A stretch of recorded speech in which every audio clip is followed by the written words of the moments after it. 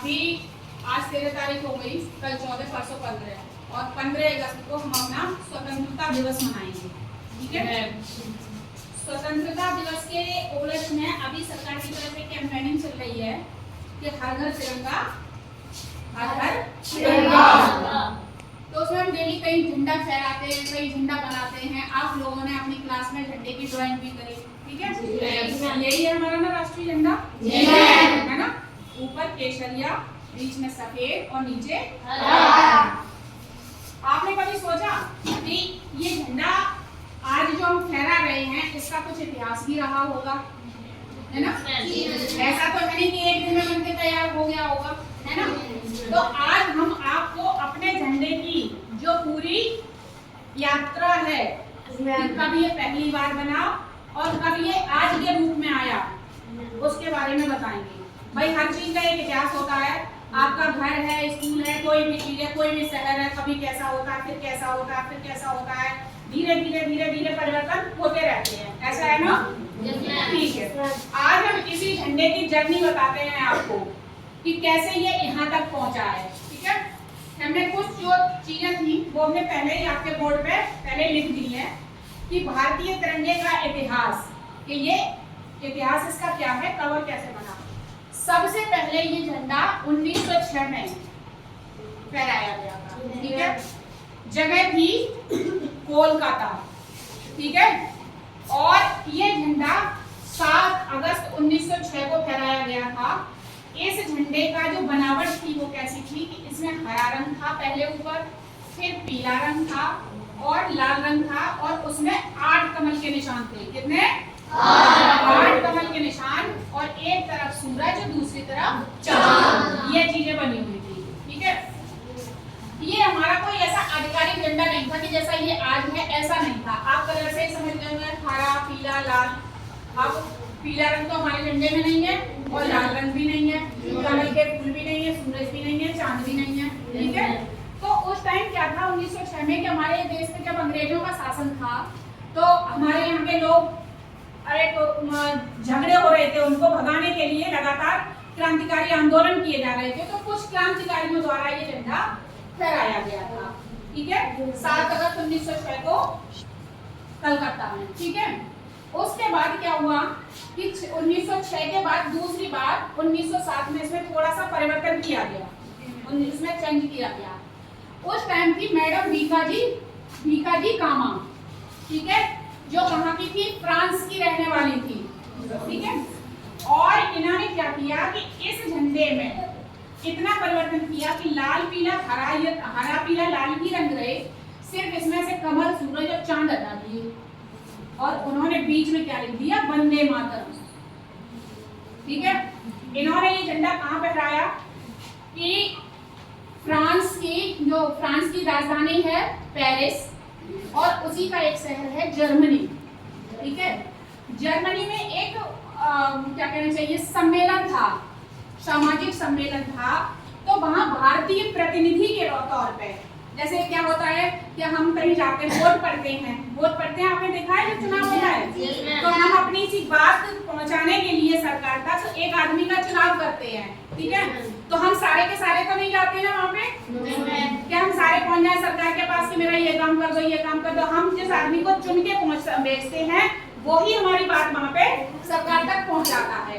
तो उस टाइम पे हमारे जो देश का प्रतिनिधित्व किया था वो मैडम भीकाजी कामा ने किया था उस सम्मेलन में। ठीक है, जो सामाजिक सम्मेलन था उसमें हमारी इन्होंने मैडम भीकाजी कामा ने करा था, और जर्मनी में हमारा झंडा 1907 में एक प्रतिनिधि के तौर पर फहराया गया था, भारतीय प्रतिनिधि के तौर पर। ठीक है, अब आया 1917, ठीक इसके 10 साल बाद क्या हुआ कि एनी बेसेंट, ये भी एक अंग्रेज थी, और एक थे बाल गंगाधर तिलक।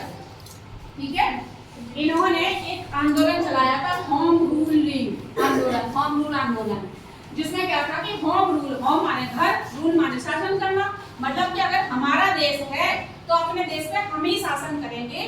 तो उन्होंने एक दूसरा झंडा फहराया, लेकिन उन्होंने क्या किया कि एक प्रतिनिधि के तौर पर रहे। उन्होंने अंग्रेजों के झंडे को भी इसी में समाहित कर दिया। उन्होंने क्या करा कि मैं जो पीला हरा पीला लाल रंग था वो तो रखा ही है, उसमें ये एक रंग हटा दिया उन्होंने, पीला रंग हटा दिया, तो लाल और हरा रंग रखा और उसमें क्या कर दिया यूनियन जैक, जो ब्रिटिश झंडा था, अंग्रेजों का झंडा था, उसको भी समाहित कर दिया। उसके साथ सितारे थे, इसके साथ सितारे भी इसमें थे और उसमें आधा चांद भी बना हुआ था। तो ये एक ऐसा झंडा कर दिया इन्होंने जो अंग्रेजों का भी था एक तरह से और भारतीयों का भी था, क्योंकि यहाँ पर भी आप देख रहे हो 2 रंग है ना। अब इस झंडे के बाद फिर इसमें एक जर्नी हुई कि 17 के बाद 21 के साल हो गए, 18, 19, 20, 21, 4 साल बाद। 4 साल बाद क्या हुआ कि कांग्रेस का 1921 का अधिवेशन था, ठीक है, अधिवेशन था विजयवाड़ा में, ठीक है, और उसी अधिवेशन में एक पिंगली बचैया नाम के व्यक्ति थे जो कर्नाटक के रहने वाले थे और एक क्रांतिकारी थे, ठीक है, वो भी अंग्रेजों को अपने देश से भगाने में जो झगड़े लड़ाइयां होती थी उनमें भाग लेते थे, ठीक है। तो उन्होंने एक झंडा बनाया जिसमें लाल और हरा सिर्फ 2 रंग थे, ठीक है। उन्होंने जो लाल रंग था वो हिंदू धर्म का और हरा रंग था वो मुस्लिम धर्म का, ठीक है, प्रतीक माना, और वो जो झंडा था वो गांधी जी को दिखाया उन्होंने वो झंडा दिखाया कि भाई हम ये झंडा अपने देश के झंडे के रूप में रखना चाहते हैं। तो गांधी जी ने उनको सलाह दी कि आप इसमें बीच में सफेद रंग रखिए और उसमें चरखा भी लगाइए, ठीक है। सफेद क्या होगा, सफेद शांति, और चरखा ये सभी धर्मों का प्रतीक हो जाएगा, ठीक है। तो इतना चेंज करा गांधी जी की सलाह पर, फिर ये मान्य हो गया, ये झंडा आ गया, ठीक है। तीसरे इसके बाद 1, 2, 3, 4 चौथा संशोधन हो गया झंडे में। अब आया 5वां संशोधन 21 के बाद 31, ठीक 10 साल बाद, ठीक है। समय वो भी कांग्रेस का अधिवेशन, स्थान कराची, उस टाइम भारत का हिस्सा था और आज वो कहाँ का है कराची, कोई बताएगा कराची कहाँ का है, कहाँ का शहर है कराची, किसी को मालूम? पाकिस्तान का। उस समय भारत और पाकिस्तान एक थे, बंटवारा नहीं हुआ था, कराची भी भारत का हिस्सा था और यहाँ कांग्रेस का अधिवेशन हुआ था 1931 का, ठीक है। उस अधिवेशन में क्या हुआ कि इसमें जो लाल रंग था, लाल रंग को केसरिया कर दिया गया, ठीक है, केसरिया, लाल रंग की जगह केसरिया रंग, सफेद रंग और हरा रंग, और उसमें भी सफेद चरखा रखा गया। कितना परिवर्तन हुआ, लाल को केसरिया कर दिया गया, इतना चेंज किया गया, ठीक है। और ये मान्य हो गया कि चलिए ठीक है, हम ये झंडा फाइनल करते हैं। अब इस झंडे के बाद फिर आया 1947 का साल, जब भारत पाकिस्तान का बंटवारा हुआ और भारत हमारा अंग्रेजों से स्वतंत्र हुआ।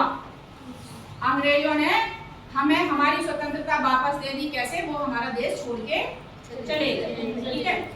उसके बाद 14 अगस्त को भारत पाकिस्तान का बंटवारा हुआ है, मतलब भारत और पाकिस्तान 2 उसमें देशों में बट गए हैं, पाकिस्तान अलग देश बन गया, भारत एक अलग देश बन गया।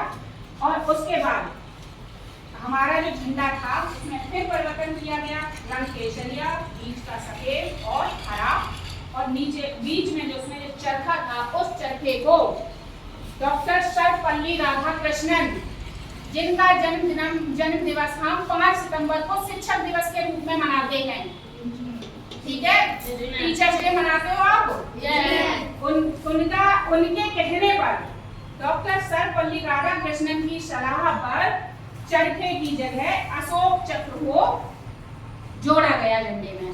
जो हमारे झंडे में बीच का जो है अशोक चक्र है, इसको जोड़ा गया। पहले यहाँ पे क्या था, चरखा।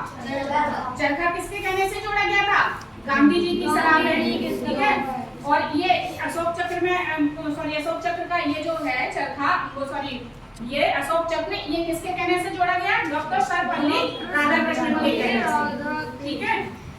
इसको कहां से लिया गया, एक अशोक का, सम्राट अशोक का स्तंभ था सारनाथ का, उससे ये लिया गया। और इसमें कितनी तीलियां हैं, 24 तीलियां हैं, और ये काय का प्रतीक है, लगातार गति, प्रगति का प्रतीक है, ठीक है।